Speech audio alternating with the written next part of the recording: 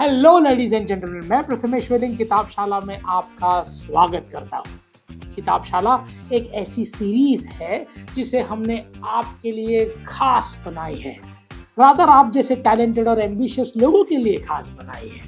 अगर आपको किताबें पढ़ना मुश्किल लगता है या आप साइज देखकर डर जाते हो या फिर बोर हो जाते हो तो बिल्कुल निश्चिंत रहिए, आप एकदम सही जगह पर आए हो। किताबशाला सीरीज आपके इन समस्याओं का समाधान है। आज के एपिसोड में हम बात करेंगे किताब द 4 अग्रीमेंट्स के बारे में और जानेंगे 7 महत्वपूर्ण core life lessons in under probably 7 minutes. यानी कि आपको ये एपिसोड सुनने के बाद इस किताब का पूरा सारांश मिल जाएगा।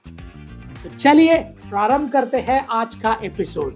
रुकिए, लेकिन उसके पहले हमारे चैनल को सब्सक्राइब कर दीजिए और बेल आइकन प्रेस करना ना भूले ताकि हमारे वीडियोस आप तक लगातार नोटिफिकेशन के जरिए पहुंचते रहे। एक्साइटेड? तो चलिए शुरू करते हैं।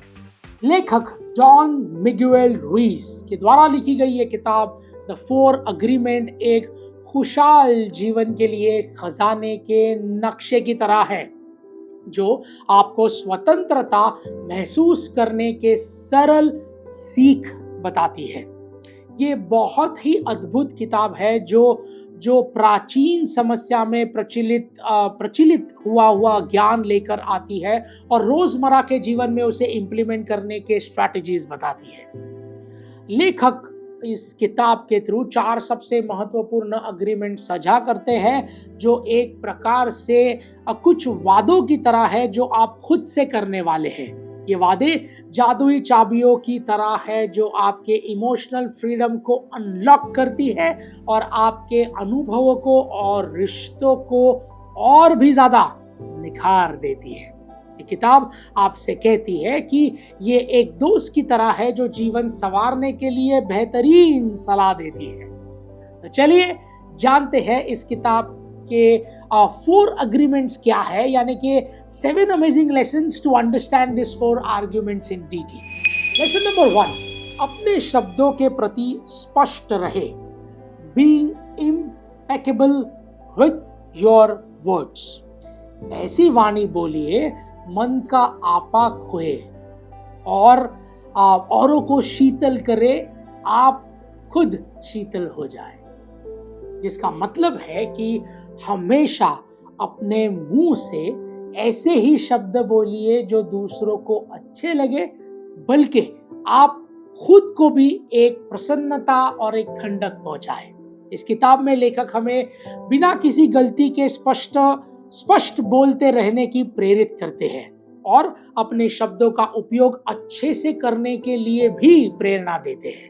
इस पूरी किताब का सीधा सा मतलब है कि हमेशा सच बोले, लेकिन विनम्रता के साथ और ईमानदारी की मूरत बनिए। लेखक ये मानते हैं कि हमारे शब्दों में बड़ी ज्यादा ताकत होती है। वो रिश्ते बना भी सकती है और बिगाड़ भी सकती है। तो हमेशा अपने शब्दों से खुशियां बिखेरिए, ना कि किसी को चोट पहुंचाने के लिए। शब्दों का जादूगर होने का मतलब है कि लोग आपकी कही गई बातों पर विश्वास कर सकते हैं, जिससे आप एक भरोसेमंद दोस्त बन सकते हैं। तो अपने शब्दों को, जी हाँ, आपके अपने शब्दों का इस्तेमाल प्यार बांटने के लिए करिए और अच्छे संबंध बनाने के लिए कीजिए। Use words in the right way to create relations. Lesson number 2, कुछ भी व्यक्तिगत मत लीजिए। Don't take anything personally. ये मेरा सबसे फेवरेट लेसन है और ये सबसे इंपॉर्टेंट है। 4 अग्रीमेंट में 2nd अग्रीमेंट है कि आप किसी भी बात को पर्सनली नहीं लेंगे।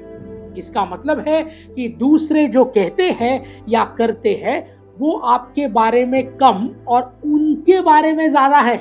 लेखक एक बड़े ही कैजुअल दोस्त की तरह है जो हमें बोलता है कि अरे सुन, किसी और के सामान को अपना सामान क्यों समझ रहे हो? That means their thoughts and emotions is their responsibility, not yours. ये समझने जैसा है कि हर किसी की अपनी कहानी है और कभी कभी उनकी बातें उनकी जर्नी के बारे में होती है, आपकी नहीं। तो दिल पर मत लीजिएगा। तो अगर कभी किसी के शब्द चूप भी जाए तो उन्हें बारिश का बादल समझकर गुजर जाने दो, दिल पर मत लो। तो अपनी खुशी अपने साथ ही रहने में है, दूसरों का बोझ उठाने में नहीं। लेसन नंबर 3, धारणाएं नहीं बनाएं। Don't make assumptions. तीसरा अग्रीमेंट जो लेखक बताते हैं वो आपकी अपने हिसाब से कुछ भी धारणा नहीं बनाएंगे। लेखक सुझाव देते हैं कि बिना जांचे चीजों को मान लेना एक बड़े घोटाले जैसा है, जो आप मानते हैं और होता कुछ और है। ये खुद से कहने जैसा है कि चलो क्वेश्चन पूछ कर देखें कि बात कर कर गलतफहमियां क्या सुलझा सकते हैं या नहीं।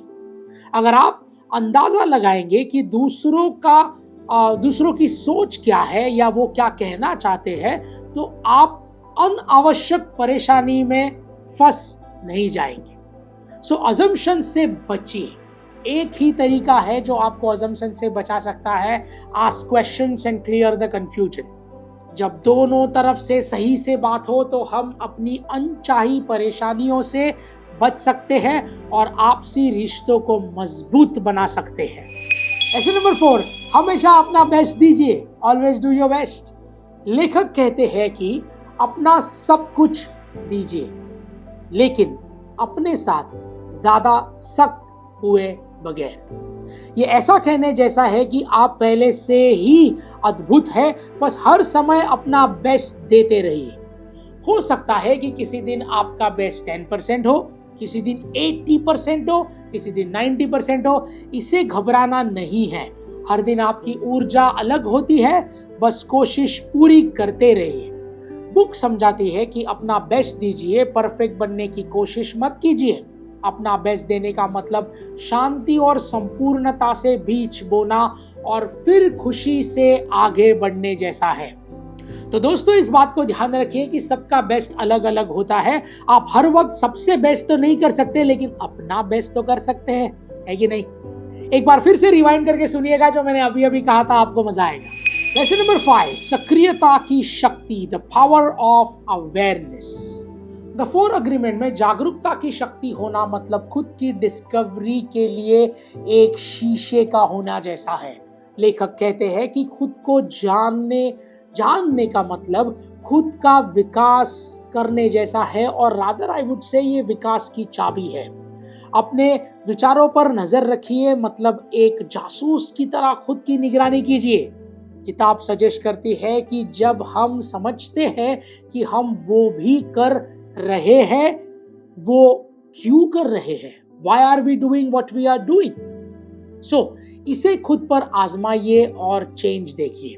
तो अपने विचारों से दोस्ती कीजिए, उनसे सीखिए और आगे बढ़िए, ना कि उनको ठुकराइए।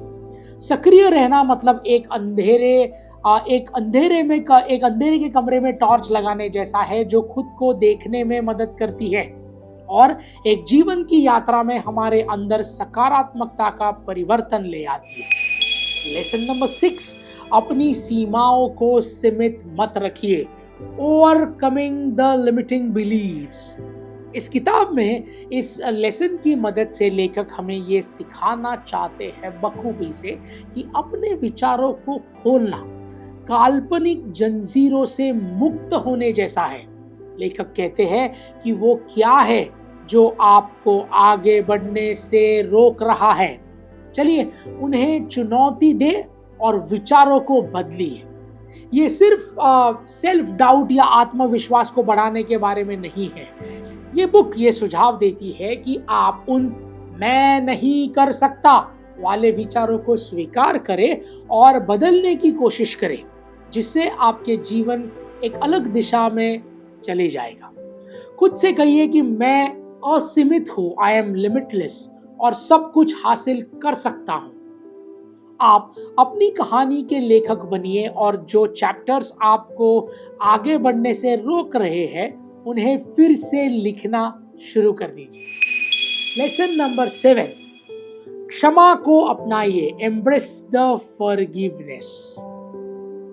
ये हम सभी ने सुना तो है कि क्षमा विरसाय भूषणम, मतलब क्षमा वीरों का आभूषण है, इसे साधारण लोग अपना नहीं सकते।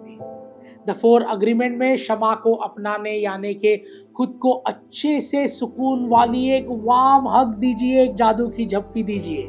लेखक कहते हैं कि गिले शिकवों को जाने दो और अपने अंदर शांति के लिए जगह बनाओ।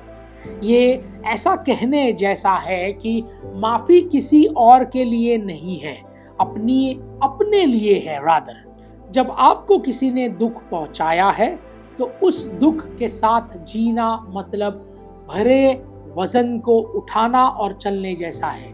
लेकिन वास्तविकता में क्षमा कर देना यानी कि भारी बोझ को उतार देने जैसा है। Leave your baggage behind if you want to move ahead। ये अग्रीमेंट कूल है जिसमें आप खुद कहते हैं कि मैं माफ करूंगा, इसलिए नहीं क्योंकि वो इसके लायक है, बल्कि आप सुख शांति डिजर्व करते हैं। क्षमा को अपनाना यानी कि सुख के बगीचे में पानी डालने जैसा है, जिसे सुख शांति और सकारात्मकता की एक ऊर्जा आपके अंदर बढ़ जाती है। तो किसी से नाराज रहकर आपको कुछ नहीं मिलने वाला, इसीलिए क्षमा के साथ बढ़िए और ईगो के ऊपर शांति चुनिए। और इसी के साथ हमारे 7 अद्भुत लेसन्स यहाँ समाप्त होते हैं। संक्षिप्त में अगर बात करूं तो द 4 एग्रीमेंट एक ट्रांसफॉर्मेटिव बुक है जो आपको ऐसा ज्ञान देती है जिससे आप एक संपूर्ण और एक खुशहाल जीवन जी सकते हैं। लेखक रुइस की टीचिंग हमें भावनात्मक आजादी देती है, अच्छे संबंध और सक्रिय रहने की कला सिखाती है। तो इन चारों एग्रीमेंट्स को एक बार फिर से ध्यान से पढ़िए और दोहराए और इसका मनन चिंतन कीजिए so that you can understand this in depth. अपने शब्दों को बाहर निकालने के पहले कीजिए थोड़ा सा विचार। दूसरों की बातों को दिल पे लेना नहीं है बार बार। किसी के बारे में कुछ भी सोचने से पहले जांच परखिए 100 बार, और जो कुछ पाने की चाह हो उसमें अपना सर्वश्रेष्ठ दीजिए हर बार। है ना अमेजिंग?